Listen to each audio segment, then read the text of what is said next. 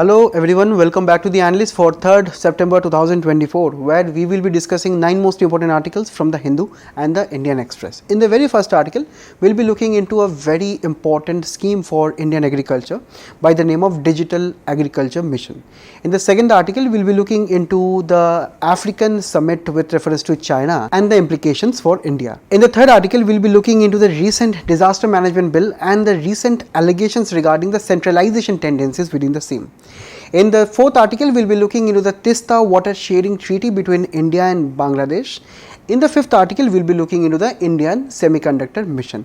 And finally, we will be wrapping up the discussion with 4 more important prelim snippet where we will be covering news in shorts. So, stay tuned. So, students, in the very first article, we will be looking into a very important scheme for overall Indian agriculture, which is by the name of Digital Agriculture Mission. And recently the Union Cabinet has approved the rupees 2,817 crore Digital Agriculture Mission, and this is very significant for the overall development of Indian agriculture. This is important for our UPSC prelims examination because we have the topics of economic and social development, wherein we have the topics of agriculture. And most importantly in GS3 specifically because mains is approaching soon. That is why this mission has become extremely important for all the mains giving candidates this year, where we have the topic of e-technology in the aid of farmers. Now, the name of the mission itself is Digital Agriculture Mission. So by the term itself, we know that there is something which we know as digital. Now, what is this all about? Because we have had various agricultural missions, we have various amounts of agricultural technologies in the country, but what is this particular mission that is distinguishable from the other aspects of technological aspects in agriculture? Because this is actually the one and all, or say whole of agriculture approach when we talk about adopting technology in the sea. This is where we are using something which we know as digital public infrastructure. If we can understand this very simply, just imagine that there are various farmers in the country and the farmers have their own mobile phones, phone numbers, land records, say various other properties, or say various other loans that they have taken from the banks and so on. So at the very top of it, we'll be having these farmers, or say the beneficiaries for which the government is trying to improve their lives, or say trying to do something better. On the other aspects, we have the government, we have the government banks, we have, for example, the various fertilizer companies, for example, the various state government authorities which is concerned with the land records and so on. So we have on one side the people, on one side the authorities, right? And this particular infrastructure is trying to interlink everything together, right? So according to UNDP, digital public infrastructure is whole of society approach, which is the combination of networked open technology standards built for public interest. I will be coming to this.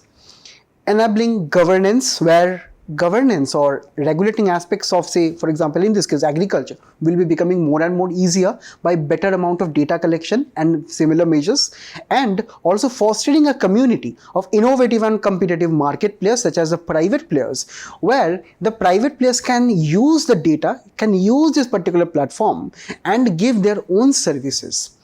Now, for example, take the case of UPI ecosystem, right? United Payment Interface.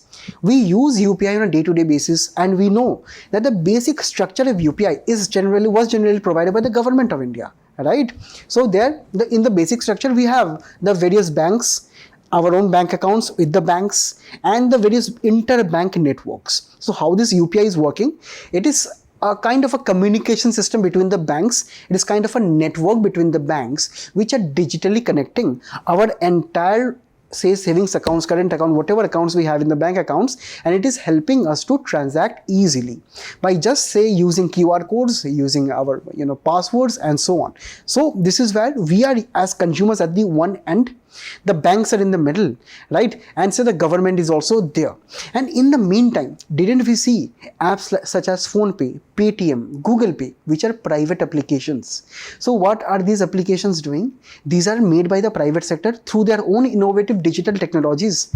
So these have been made possible via this entire architecture of UPI. So this is also one example of digital public infrastructure. On the other hand, we also have the Aadhaar ecosystem. We have, say, a farmer who wants to purchase a fertilizer subsidy, a fertilizer for which a subsidy is given to the farmer. So how this is possible? Because maybe the farmer has her Aadhaar card linked with her bank account, and also the same is linked with PAN card, right? The same is also linked with a Jan Dhan account, right, which is a very important financial inclusive measure taken by the government way back in 2014. When we also talk about DigiLocker, which we all have heard about, or say e-signature initiative by the government of India, these are all the digitization aspects which take the help of a particular digital infrastructure which exists digitally, which is having three layers. Firstly, at the people level, that is at our level, we'll be having various services for you students. There are various student services in the Aadhaar ecosystem, in the DigiLocker, where we have our class 10, class 12 college certificates automatically uploaded, because we have our Aadhaar card linked with DigiLocker, we have our PAN card, we have our certificates linked with the same. So on the one side, we'll be having, say, student services, farmer services, patient care, if it is a case of digital hospital records. At the middle level, we'll be having a finance layer. Because, for example, say we need to make payments such as UPI. We need to, for example, say if we want to take a loan, a student loan, we have to go to the bank. So banks must also be there. Next, the data, that is our own data, our address, our name, our phone number, everything must be there on this data to ensure the security of your data, to ensure the credentiality of your data. Then at the very end, where the government is involved, is creating a national ID. We have one Aadhaar card number. We have specific serial numbers for our certificates in the DigiLocker. We have our own signatures. We have our own, say, payment ID and our UPI address. So these are the various national ID or unique ID that is distinguishing you on this entire digital platform. And finally, at the very end, we have physical infrastructure of this digital infrastructure, because obviously we know for any digital infrastructure we need internet connectivity. So that is at the end, we have power resources, we have connectivity, be it telecom, 5G networks, broadband connectivity, and finally at the end, capacity, where it is generally means skilled workers, that for example, network operators, software coding algorithms must be made by human beings. So this is the entire ecosystem of digital public infrastructure. And this is the exact idea, the exact innovative idea which the government of India is trying to implement in the Indian agriculture sector. So let us understand how. So Indian government is calling this as Agri-Stack. Now, various African nations, various, say, countries such as Israel and some other developing nations, including developed nations, have something which we know as digital public infrastructure, where we have a set of weather data of a particular, say, village, say, land records of a particular farmer, crop surveys in the area of that village, commodity prices of the crops grown on those fields, soil health of the entire area of the soil, of the area of the village, and finally irrigation data. What sources of irrigation? Is it from pond? Is it from tanks? Is it from canal? Is it, say, wholly dependent on monsoon rains? So every kind of thing will be integrated on what?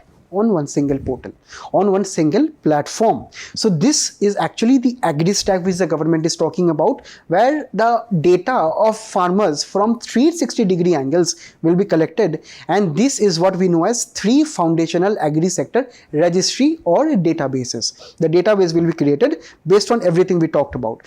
So the government of India has divided 3 kind of database. Firstly, we will be having farmer registry, geofenced village maps, and crop sown registry, where we'll be looking into the crops which are sown by the farmers on a day-to-day basis.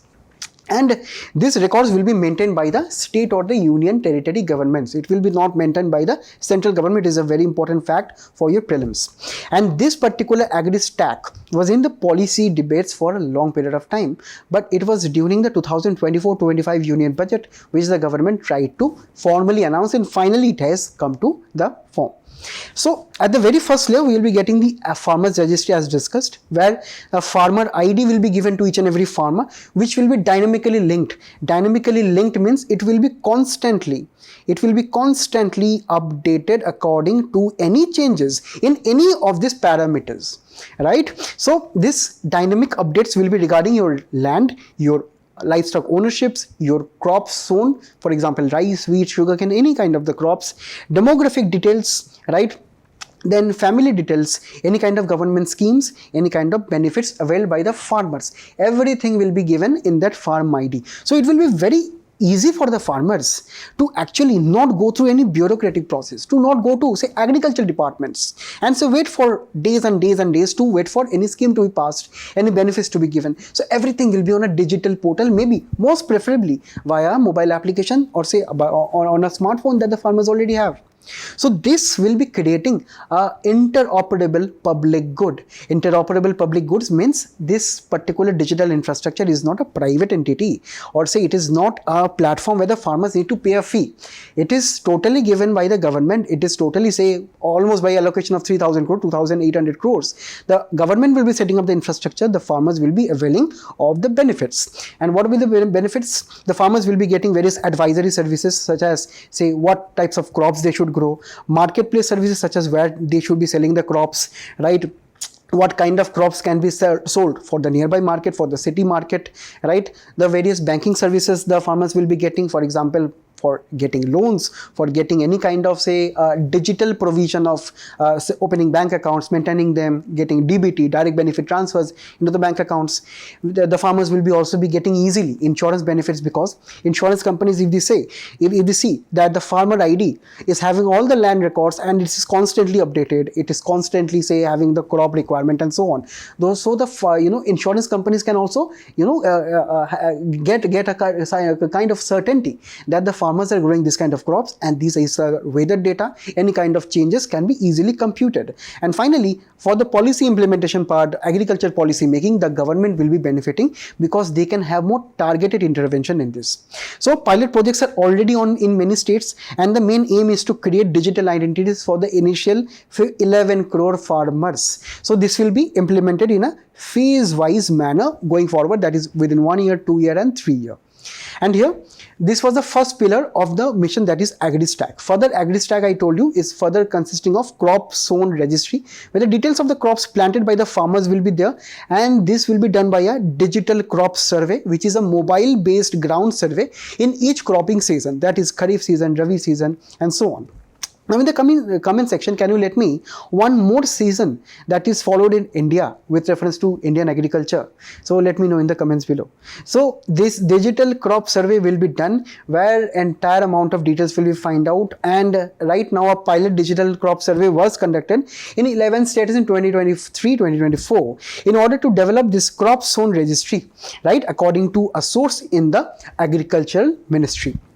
And the main aim is to launch a digital crop survey within 2 years. That is totally digitizing the entire process. Next, it is also having the provision of a geo-referenced village map. That is, each and every village will be totally having geo indicators, that is having proper GPS mapping, along with the various digital IDs of various farmers which will be linked together, and also will be having the various crop data and total records linked with the crop zone registry.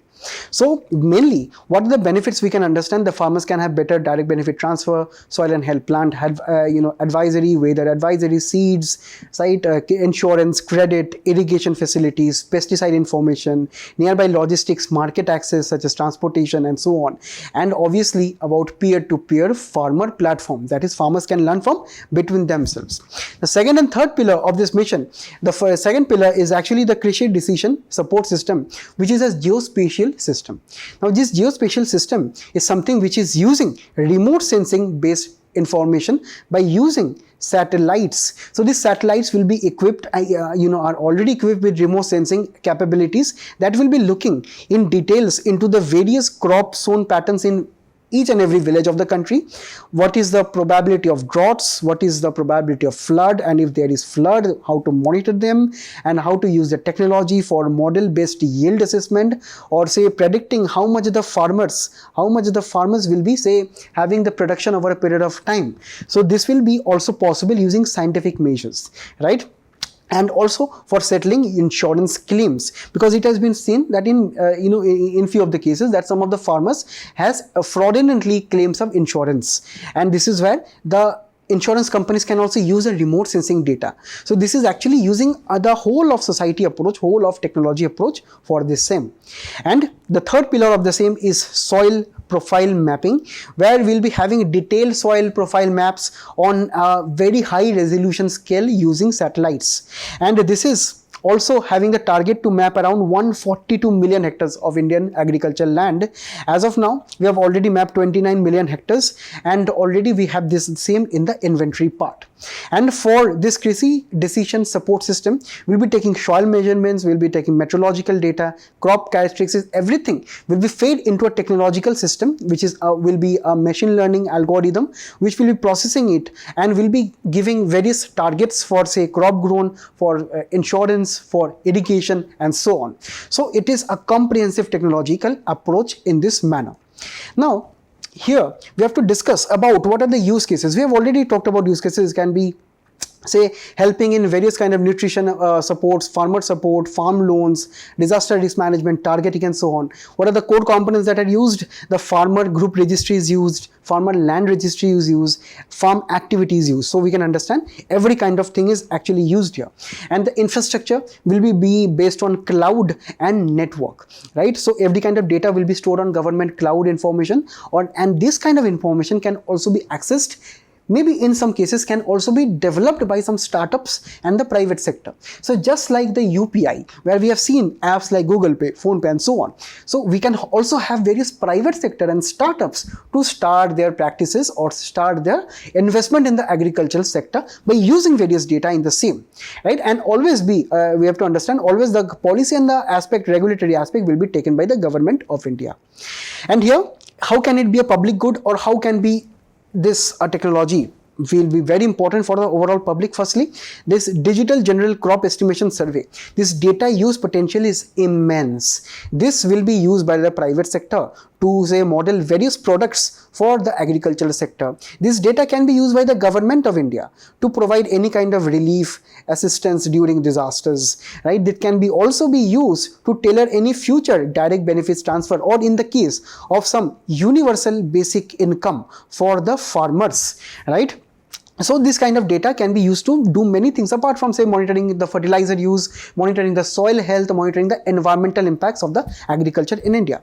Next, it has huge amount of economic potential, because according to a World Economic Forum's say initiative in Telangana by the name of Saggu Baggu. So you have to remember these names. Why? Because you can write this in your mains answers. So according to this project, right, chili farmers in Telangana saw increase in their per hectare productivity of chili over, say, 100%. So this is also very, very important case study. We can also use this kind of technology by furthering improving the precision agriculture, where we can precisely use fertilizers, water, and, say, minimize the overall impact on environment, because we are using technology, right? Next, we can also improve the supply chain efficiency by improving the transport sector, by improving the market, say agri market, reforms in the country. So we'll be also helping to address various other issues, such as, say, the MSP, the loss of food grains of the Food Corporation of India, and so on. So whatever issues we have, this technology will be improving the same via better amount of transportation, better amount of access of crops for the farmers to the marketplace. And it will be also ensuring various amount of startups. Already there are many startups in the country. The startup ecosystem can also benefit from this, just like the ONDC model. Now, can you let me in the comment section what is ONDC, and some 2-3 lines on this same. And finally, it will be facilitating global cooperation, because we have countries such as Ethiopia, Israel, which has adopted this digital public infrastructure in their agriculture, and this is working wonders for them. So we'll be also collaborating with those countries, and we'll be learning more to improve our own system here. And finally, there were some other announcements. We'll be just discussing them in brief. No need to go into too much of detail. Apart from the announcement of digital agriculture mission, we have an announcement for crop science for food and nutrition security, which we will be looking into better varieties of crops and yields on, say, the various soil tops of the country. Next, it will be, government has also launched about the strengthening of agricultural management and social sciences according to new education policy 2020. Then we have had this sustainable livestock health and production, which will be involving animal health management and veterinary education, dairy production, etc., to improve the livestock scenario in the nation. Finally, we'll be also having this sustainable development of horticulture mission, because right now India is also trying to revolutionize the horticulture sector in the country by pioneering the proliferation of vegetable clusters and also linking them with food processing industries. Next, it will be also looking into the strengthening of Krishi Vigyan Kendras, which is also under the ICAR, and looking at the various training, the monitoring of data related to farming sector in the country. And finally, there will be also natural resource management, which will be at the tune of around 1000 crores, which will be invested in this particular mission. Now, there is a question for all of you for your practice. The question is, digital agriculture mission will bring together data and information about farmlands, crops and yields, and it is expected to benefit both individual cultivators and the farm economy. Comment. You can let me know 2-3 of your comments in the comment section below, and you can actually start your answers with a good amount of data and introduction, where I will be always be trying to give you some kind of hints going forward. So here you can actually talk about the value of digital public infrastructure, which can boost Indian economy by $8 trillion to a contribution to GDP by 2030. So it is having this kind of potential. And also recently Niti Aayog's digital public infrastructure platform was launched, which you can link with the agricultural mission too. In the next article, we'll be looking into this 9th edition of Forum on China-Africa Cooperation, which is scheduled to take place in Beijing, where all of the leaders, all of the, most of the Africa will be participating with a summit with China. And this is a very, very important kind of forum for the entire world to witness, because of the recent geopolitical flux which is ongoing in the world. And this is why we need to discuss this with reference to the syllabus of our prelims, because we have current events of national international importance. Then we have GS2, where we have to look into the effects of policies and politics of developed and developing nations on India's interest. Now, firstly, when we talk about the background of this particular summit, this event is coming across, say, many uncertainties that are happening all around the world. So firstly, when Africa, when most of whole of Africa is sitting on table with China in Beijing, what are the various background information they have to keep in mind, and specifically Africa has to keep in mind? Firstly, African nations, most of the nations have been combating with high levels of inflation and currency depreciation over a long period of time, which is reflecting their structural economic issues. And economic issues sometimes are a result of poor administration and governance, and also high levels of corruption in the African nations. There is also heavy debt burden. Most of it we'll be seeing later is actually fueled by China in Africa. They're also having high debts.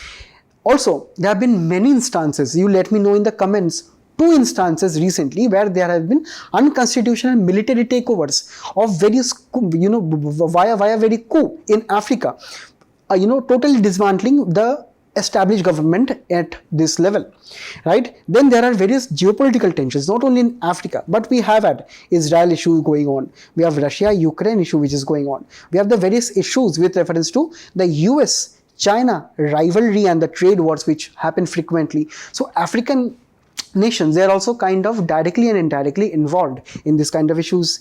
Then also we have to understand, be compassionate from the African leader side, because over a period of time, starting from G20 and also before G20 and hence, there have been many summits focusing on Africa. There has been also a call to include African Union in the G20, right? So we have to understand that the African continent has been included in many of the discourse over a period of time at the international forum, highlighting the need for reforms in Africa, need for economic investments in Africa, need for democracy in Africa, need for stability in Africa, and need for many other investments which can uplift the demographic of the continent.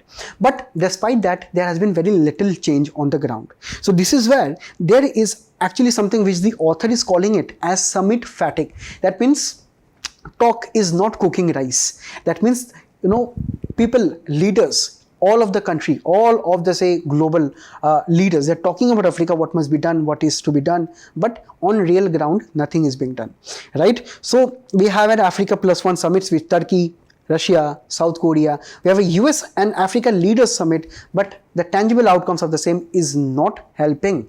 And this is a place, if you can, accurately observe, this is kind of leaving a gap, a vacuum for Africa. And do you know which is the country in this world which is mastered at filling vacuums and creating troubles in those vacuums? That is China. So whenever China will be seeing that, see, nobody is looking at Africa, nobody is looking at you, so let me take care of you.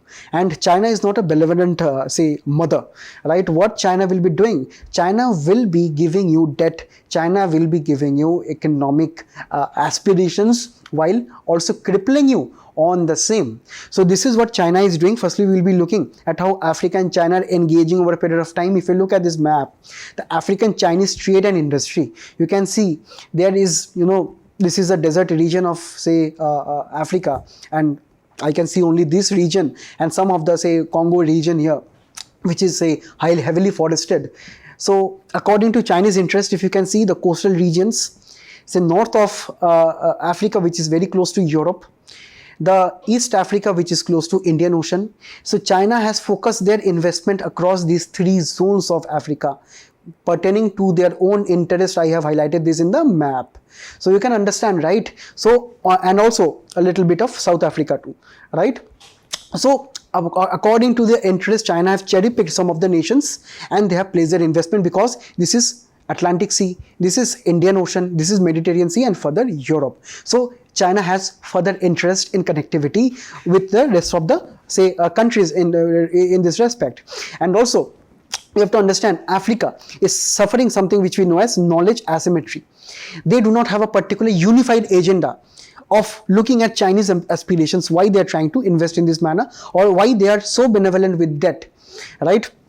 So Africa is kind of lacking agenda and strategic goals, where they are having limited state capacities at the very beginning. They have less money, right? They have less amount of economic certainty, as we have seen, heavy amount of depreciation, inflation is there, right? State coffers, central banks of Africa, they are not in a good position to deal with this kind of economic fluctuations. Then there is also issues of expertise and talent and skilling opportunities in the nation, because also we have understood that Africa is a nation which has been impoverished not only by nutrition but also of the various basic human capabilities development over centuries. So this is what they are also lacking. And also there is a lack of political will, a unified political will to take a collective action for the betterment of the entire continent. So this is what the leaders are lacking with reference to knowledge asymmetry. And then we have to look at China and how it is creating a trade imbalance. China has talked with Africa and coerced them kind of into having a target of $300 billion worth of Chinese imports from Africa.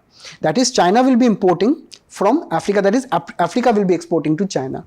That is, they have set a target that will be achieved by 2022-24, that is within this 2 year. China told that I will be taking $300 worth of your say goods and services. But what is the actual outcome? Only $69 billion.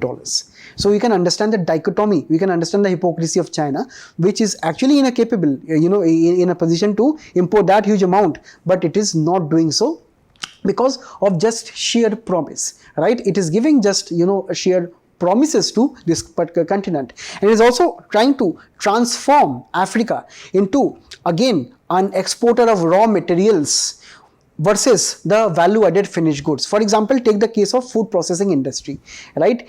We have to understand that in Africa there is very less amounts of food processing industry or successful food processing industries, and China is exploiting that by actually trying to export raw materials from Africa and say exporting food, processed food to Africa. So this is what this overall ambition of China is. Then also Africa and China is engaging on green energy and industrial development, because the entire world is talking about going green. So Africa is also talking, thinking of going green, despite not understanding that the main burden will be falling on them if it is trying to partner with China.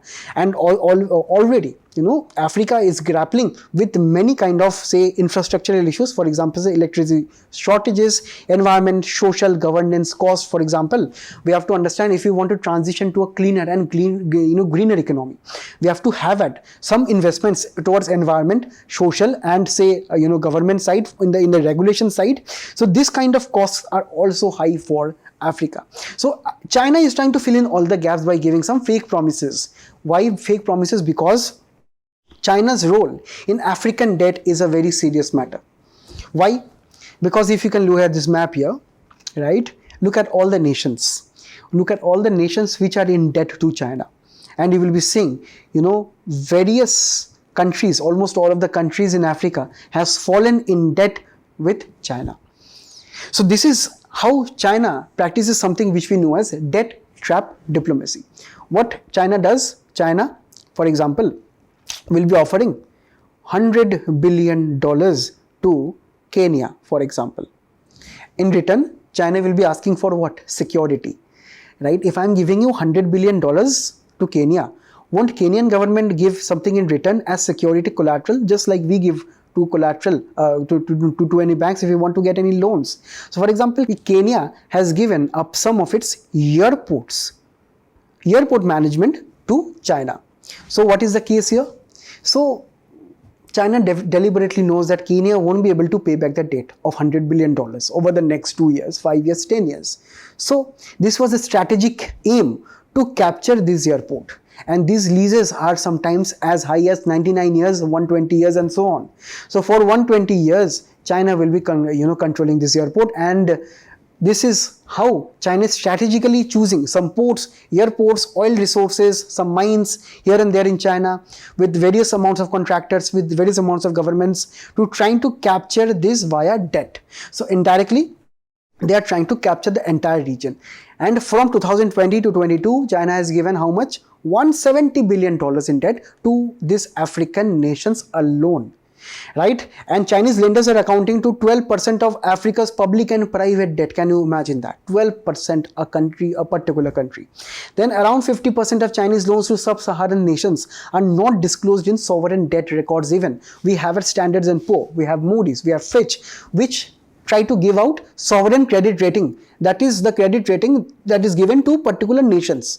That is, various nations incur fiscal deficits, but still they would need loan for economic development. So there are private sector enterprises such as Standard & Poor's and so on, which will be calculating the various debt of the country, fiscal deficit of the country, and will be giving us a score. For example, AAA, AA, triple B minus. So India's score is triple B minus as of now. So the better your score will be, the better future loans you will be getting. So, but the thing is that 50% of the Chinese loans that are given to sub-Saharan countries are not even reported in the sovereign debt records, because they are giving debt in such complicated manners. So the debt is getting further more complicated for the African nations. And also, China is unlikely to offer any kind of debt forgiveness or cancellation in the future, obviously. Now, what are the lessons for India? We have to understand India and Africa, their collaboration goes back over a long period of time. And also we understand that India bilateral trade is estimated to around $70 billion in a year, and trade has increased 20 times in the last 15 years, right? Also, we understand that Indian-owned companies are the second largest employers in Nigeria. And also, India offers 900 around scholarships to African students every year.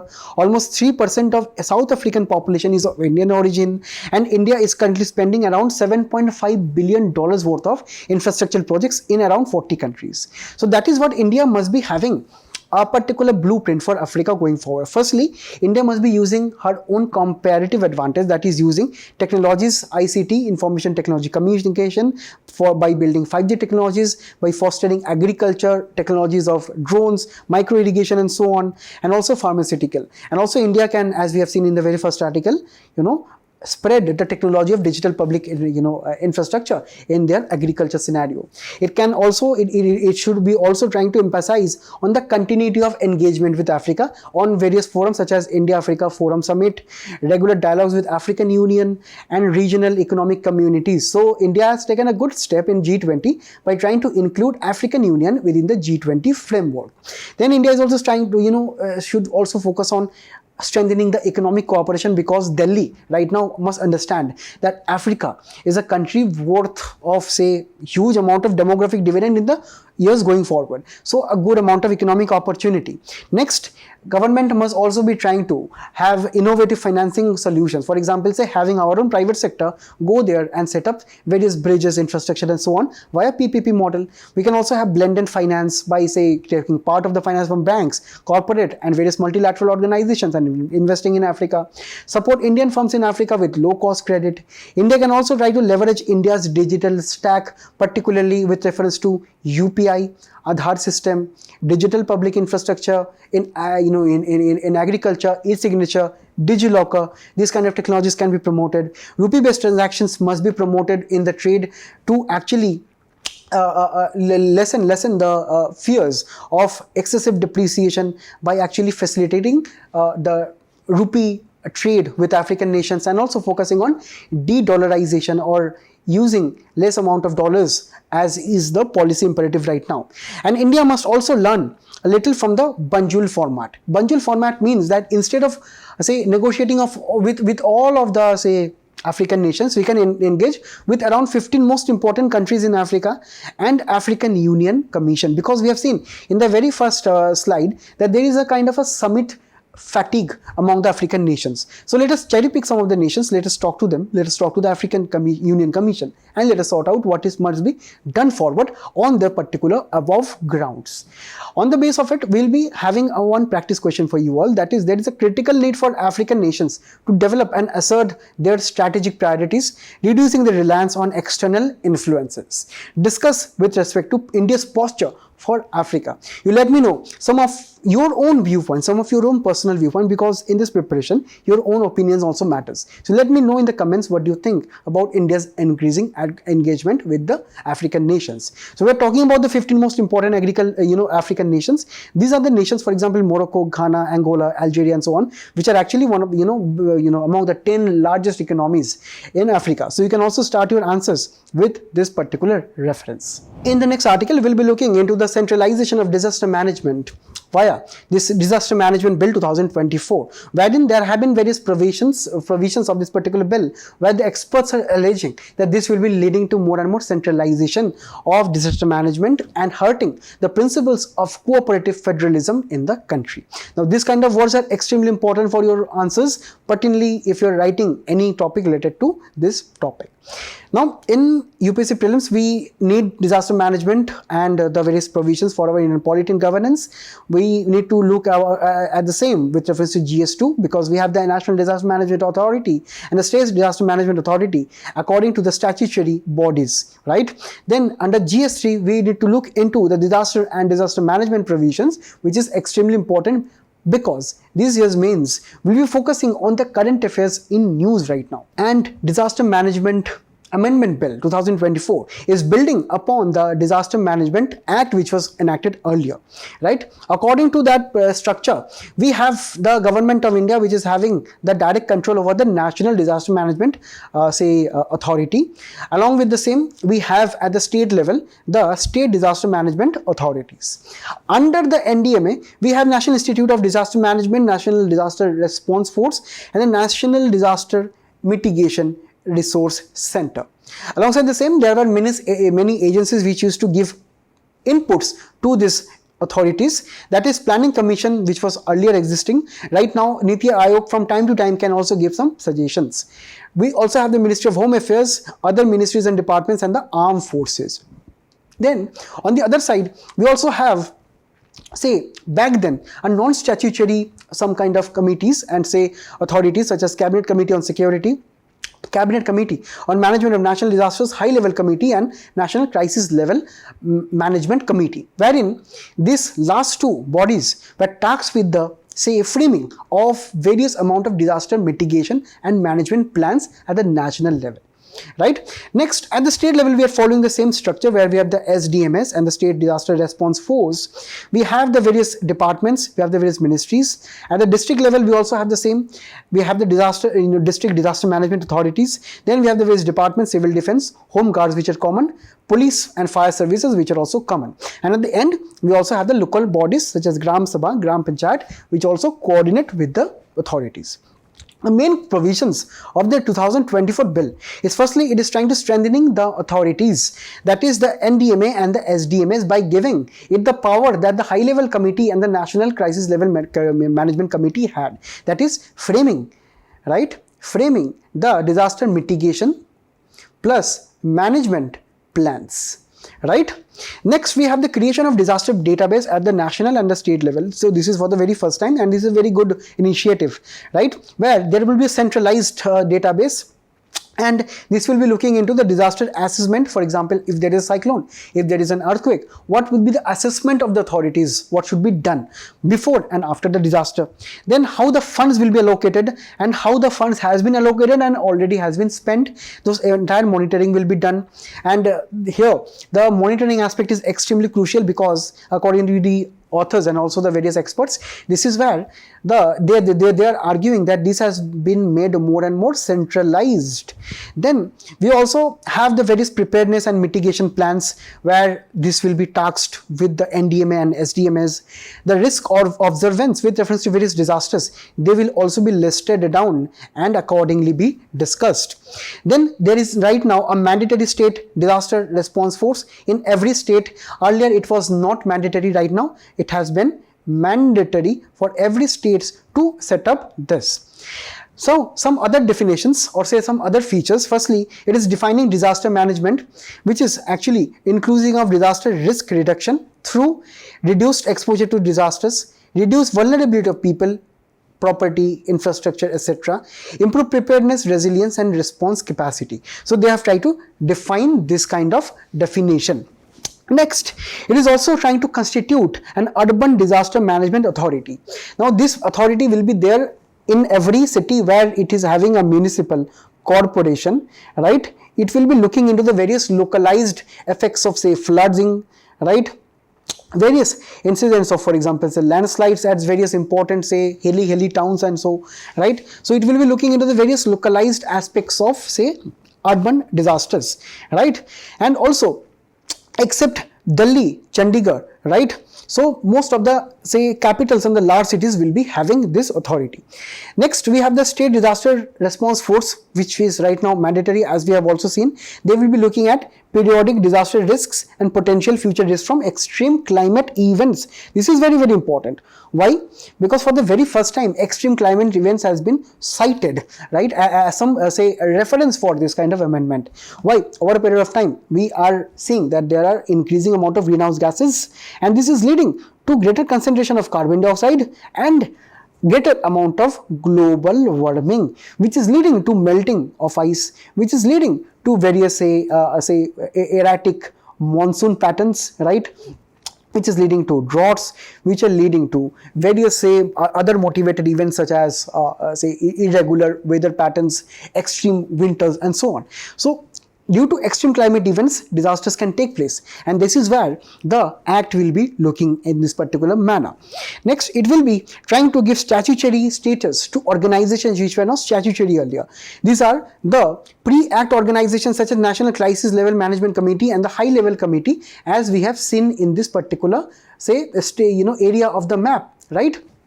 Next, it will be empowering the central and state governments to enforce any kind of fines and penalties up to 10,000, and it will be also ensuring disciplinary actions against any government employee, be it center or the state, where the center government has the final authority.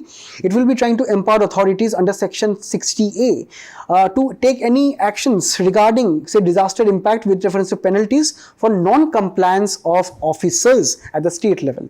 Now there have been implications where there has been allegations of centralizations. Firstly, there has been a centralization in decision making process with reference to finance, with reference to chain and command of complication, be it the data, operation of database as we have discussed, right, be it the empowering of NDMA, right, be it the finance where it will be tracked via the centralized database, be it the delayed response as we have already seen in the case of Tamil Nadu and Kerala, where the disaster funds were transferred around 3 to 1 year after the disasters, and the top down approach, that is this from NDMA to SDMA to district, this approach, right, which has been even more centralized right now, will be wreaking havoc for the disaster management scenario. Then the Urban Disaster Management Authority, their function responsibility, or means what they will be functioning, what is their entire role, what is the exact role that they will be having, what is their financial capability, that is not yet clear. And this is where maybe it has been alleged that this kind of ambiguity has been intentionally left, because the center would want to control this Urban Disaster Management Authority, right? And we have to understand that this kind of issues will be concerning the state governments, because the state governments are the very first responders to any disaster. It is the center which comes later, but the states will be handling the disaster at the ground level. Next, there is also dilution of the national disaster response force, wherein its dependence has been made on the central funds. Next, the climate-induced disasters and the restricted definition of disaster has not been extended to include the climate-related disasters. So this is also a chance, or say window of missed opportunity which the government must be looking at, right? So here, there's a long way to go. Firstly, we must be trying to incorporate what of the challenges that we've just discussed in the bill, or say the parliamentarians must be debating on the same. Further, we must be trying to implement some things more. Firstly, we must be having some public-private partnerships by having better amount of coordination with the private sector. Next, we must be having the private sector also trying to trying to contribute some of their profits towards this cause of disaster management via corporate social responsibility by actually adding disaster as a topic under CSR. Next, we should be trying to promote media partnership, that is sensitization of media, improving their role and responsibility in portraying the scenes of disasters, because sometimes it has been very say objectionable and lowly of the Indian media to depict disasters in some fashion. Next, we must be trying to understand the evolving nature of disasters, particularly in the times of climate change. We must be using the civil defense, NCC cadets, right, NYKs, NSS and local NGOs in a more proactive manner, because while the state government is the first responder, the local people will be the first people to actually go and witness and save some people's life. So they must be trained. They must be trained and be given more and more skilling and apparatus or equipments to fight with disasters. Also, finally, according to second ARC on National Disaster Management Act 2005, we must be trying to categorize the disasters as local, district, state and national disasters. That is very important classification that we must be doing, but the NDMA must be trying to do the same along with consultations with SDMA and district disaster management authorities. There must be stringent punishment for misutilization of funds, which is also very important, because there have been many instances of corruption which has been seen in this case. Now, here in this respect, the Sendai framework of 7 targets is also important, where we must be trying to decrease disaster mortality by 2030, number of people affected by 2030, economic loss by 2030 and infrastructural damage by 2030. We have to increase any kind of national strategies by 2020, which will be we must be revising that by around 2030. We must be trying to have international cooperation, trying to increase that, and try to have more and more disaster related information. And here, with reference to this, we have a question for you all. You can give your 2 cents in the comments below. That is the Disaster Management Bill 2024. While introduced with the intent of strengthening India's disaster management framework, raises significant concerns regarding the centralization of power. In which reference to this editorial, you let me know what are the 2-3 more importance we must be trying to understand.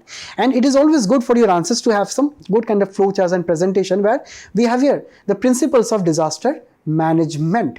Right, as we can see, information, priority, integrity, locality, gradualness, equality and solidarity must be expressed. So you can use these flowcharts to enhance the quality of your answers. In the next topic, we'll be looking into the Teesta Water Sharing Treaty, because recently Shaida Rizwana Hassan, who is actually a very prominent intellectual in Bangladesh, according to her, interim government of Bangladesh must be trying to restart talks with India with reference to Teesta water sharing. This is very important for your UPSC prelims, where we have to know about the current events of national and international importance, and also about GS2, where we have to look into the bilateral regional agreement that affects India's interest.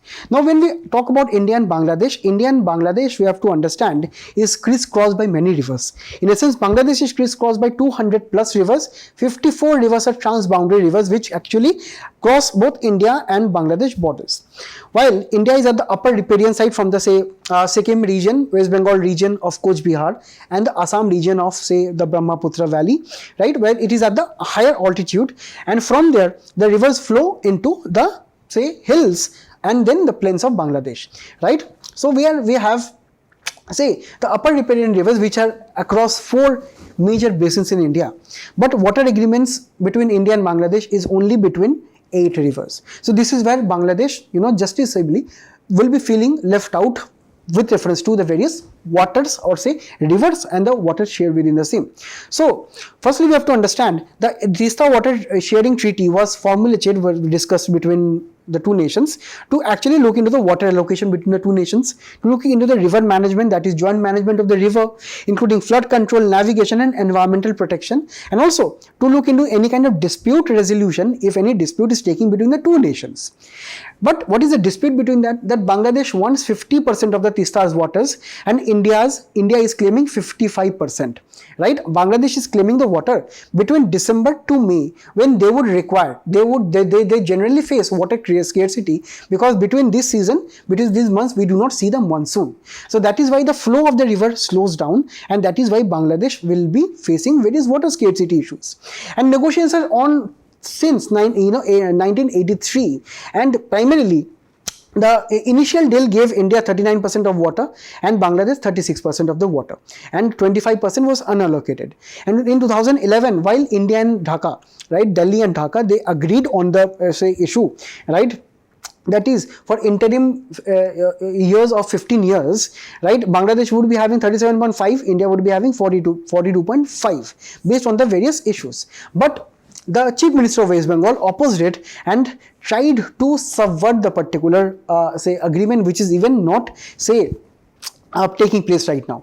On the other hand, we also have various hydropower projects, right, which is another cause of conflict on the basis of around 26 hydropower projects. Now, if you look at Teesta River a little bit, it is originating in Sikkim from the Sangse and Jemu glaciers. Its major tributary is Rangit at Darjeeling's Teesta Bazaar, right, as we can see here, the flow of Teesta, right, and it is entering Bangladesh at the northern part, and the Teesta is Bangladesh's fourth largest river for irrigation and fishing.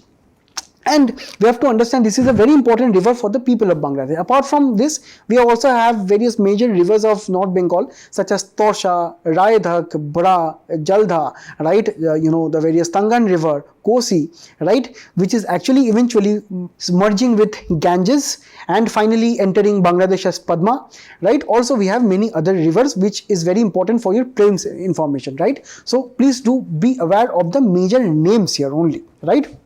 So what is the present status as of now? The Bangladesh is trying to, when it has overcome, right, its political transition, it is trying to understand that the first step for Bangladesh would be to address with India and Nepal. With reference to Nepal also, we have many issues from, we have many river waters from Nepal too.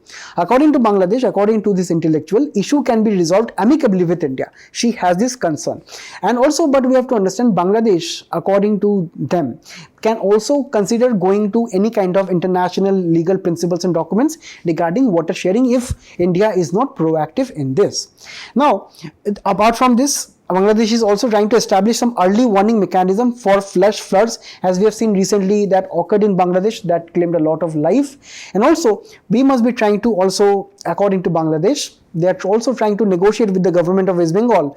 And while the government of West Bengal is also very adamant, and instead they are offering to explore the Torsa River, right, where the Torsa River is located in here in this region, right. Instead of Teesta, the West Bengal government is talking about this river to be shared. Now, within the same, I have a question from prelims of 2017. Now, please do let me know the answer in the comments below. In the next article, we'll be looking into India's semiconductor mission, because recently Cabinet has approved 3,300 crore chip assembly plant in Gujarat, which will be looking into the production of 60 lakhs chips per day. So this will be your mains validation point, the 60 lakhs chips per day, right, which you can actually mention your mains answers to make them more better. Now, firstly, we have to understand what are semiconductors. See, these are those materials which have no electric conductivity, right, like the ones we have with copper and so on, but they have electric conductivity value falling between that of a conductor and an insulator, right. A conductor is, for example, say gold, silver, copper and so on. Insulator is glass, rubber and so on. But in semiconductors, we have materials such as silicon, germanium, selenium, right, which are intermediary, and these are actually made out of critical mineral. That is why it is also a critical sector, because right now in mobile phones, in tablets that you are watching me on, or laptops, in very electric vehicles, in various telecoms, say 5G technologies, whatever you quote, we have semiconductors everywhere, and that is where the distribution manufacturing of the same, especially during the COVID-19, the importance of the same was felt. That is why we have to understand India is also a potential global market, where the consumption of semiconductors in India itself will be crossing $80 billion by 2026 and expected to reach $110 billion by 2030. So in the same, there is a need for domestic manufacturing firstly, because we have to understand globally US is dominating the same, along with South Korea, Japan, countries like China and EU and Taiwan. So that is why we have to understand India must also have its foot on the global arena, where the foundation stone for any modern electronics industry is semiconductor. Next, we must be trying to reduce our import dependency, right? Because in India, there will be $100 billion of import demand of semiconductors in India. And we should be also trying to overcome disruption in supply chain due to, say, Chinese issues with Taiwan, due to US issues with, China, right? Then the strategic significance, if India is trying to build a manufacturing hub, India will become a strategic, say, supplier of semiconductors globally. It can also attract foreign investments. It can also try to create more and more jobs, employment, skilling opportunities, spillover benefits for academic, and also better research and development in the country. And also, we have understood that in China, there is a city known as Hsinchu, which Gujarat's Dholera can actually learn by, recently Tata PSMC has set up a foundry there, right? So there are various international case studies we can adopt in this particular manner. We can learn from Hsinchu and we can implement them in this particular manner, where we can actually transform from being nowhere to actually become a very prominent, exporter of semiconductors. Now, for this matter, India has this India Semiconductor Mission, where we have the production linked incentive, or the amount of incremental cells and the benefits on the incremental cells that will be given to the semiconductor industries. Apart from this, we also have this design linked incentive under this mission, where any kind of design components of the semiconductor, their chips, will be patented and they will be given incentives. Semiconductor fabrication facility, where semiconductors will be fabricated, they will be manufactured, right? They will be also being given incentive. And finally, research and development funds will be also be given, where incentives worth of 2.3 lakh crores have been approved for these 4 activities. 76,000 crores have been approved for development of semiconductors and display manufacturing systems, and where Indian government is trying to have a multiplier effect across various sectors, deeper integration into global value chain, higher domestic addition, and contribute to the economy of India of around $1 trillion by 2025. Now, according to this, let us look at a question. India's journey towards technological self-sufficiency is incomplete without its presence in the global semiconductor market. How India's semiconductor mission shall make this possible? You let me know some of your own viewpoints in the comments below. And also you can use this kind of unique introductions or say data points in your answers with reference to India semiconductor mission, or any answers or any questions on semiconductors. Finally, we'll be looking at prelim snippets. Firstly, we'll be starting with the constitution of 23rd Law Commission, which will be because the 22nd Law panel term expired in 31st of August. Now, this is neither a statutory nor a constitutional body. And the members are having full-time 1 chairperson, 4 full-time members including member secretary, ex officio members will be there including the secretary of the Department of Legal Affairs, secretary of the Legislative Department, and 5 more part-time members. Apart from this, there is a very important information for your prelims, where it has been told by the for the particular members that who are serving judges of the Supreme Court or High Court shall perform their functions on a whole-time basis up to the date of retirement for the Supreme Court or High Court, or expiry from the commission, whichever be earlier. So the term will be according to say the expiry of the term of the commission of the members, or say if that is a person is a judge from the Supreme Court or High Court, so they will be say also concurrent with the term of their Supreme Court or High Court, right? In the next one, we'll be looking into what is the term market financialization. Recently, our own chief economic advisor has warned that increasing market financialism is kind of a risk for the country. It will be leading to similar activities such as the global 2007-8 global financial crisis. Why? Because as we can see here in India, the number of traders on stock market, mostly when we talk about traders, these are the retail traders or people like us, right, who have very limited savings while they try to have some profits on the stock market, right? They have increased after the COVID pandemic. The Indian traders, as you can see, 90% of the traders make losses at the stock market, right? Most of them are males, right? If you look at the age, right, most of them are within the 20 to 30 age bracket. What are the products that they buy? They generally go for index options. They generally go for various risky options such as futures and options trading. They go for intraday, right, which are very, very risky, right? And mostly, if you can see, people are from the small towns and cities. So what is all this looking at? This is actually trying to say that while people are earning their incomes, they are consuming, say, on food, fuel and so on. They are also trying to save something. So they can save in banks and they can also, say, invest them in the stock market, right? Well, you can buy a company stock and keep it for 10-15 years. It will be definitely be giving you returns. But the risky kind of investment is on the intraday part, where you can look at these particular traders. They're making losses. 90% of them are making losses. So what does this say? This is saying that this market or say stock markets are prone to high amount of risks, and this is the same risk that the people are taking nowadays. Financial sector's role is actually to serve the real economy, not to dominate it.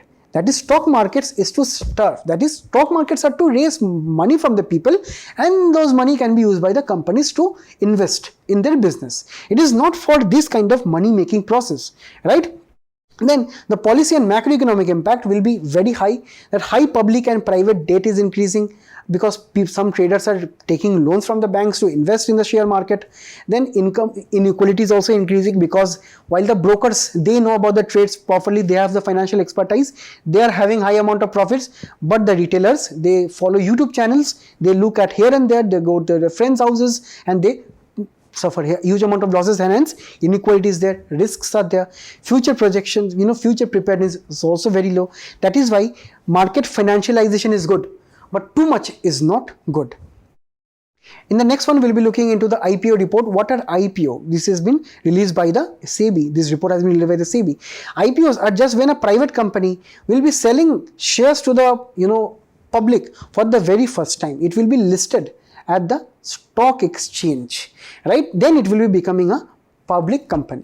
So why it will be doing? Because it wants more money to expand its businesses. It will be allowing the insider people or say management people to have more funds. It can gain credibility because if a company is listed on the national stock exchange, it will be gaining some reputation. It will be also increasing awareness, marketing of the company, and it can also attract top talent, skilled people from the market. Now, this report is highlighting that if investors who invested in the IPOs of various companies, they sold 67% of the IPO within the first week itself, because initially, for example, if a particular stock is listed at say 100 rupees for IPO, generally what happens in the stock market, there is minimum amount of, for example, according to the past trends, 20% profit already if it is listing on the stock market. So people take the 20% and sell the stock. But it is not good, right? Because the companies have raised this money and the companies want the investors to remain confident of their company over a long period of time. If they only go for a short-term profit-making enterprise, then the company or say the stocks will be seeing a decreasing trend in the market, right? And 50% of the demat account where the IPOs were opened were during the COVID pandemic period. 70% of the IPO investors from Gujarat, Maharashtra, Rajasthan and Uttar Pradesh. So these are all the things you need to know from this report. Next, we will be looking into final article of eShram portal, where this is a national database of unorganized workers in the country. The categories will be construction worker, migrant laborers, gig and platform workers, street vendors, domestic workers, agricultural labor and any other unorganized workers. The main benefits of eShram portal is actually to be accepted across the country. This is a portal where they can enroll themselves, and they can give an accidental insurance benefit, right? They'll be getting 2 lakh for accidental death and permanent disability, and 1 lakh for partial disability. Social security benefits also will be delivered, and this will be helpful for the state and central government to frame policies for them. So I thank you all for being a very patient audience. Please do attempt the quiz which is following up. Till then, all the best and best of luck. Thank you.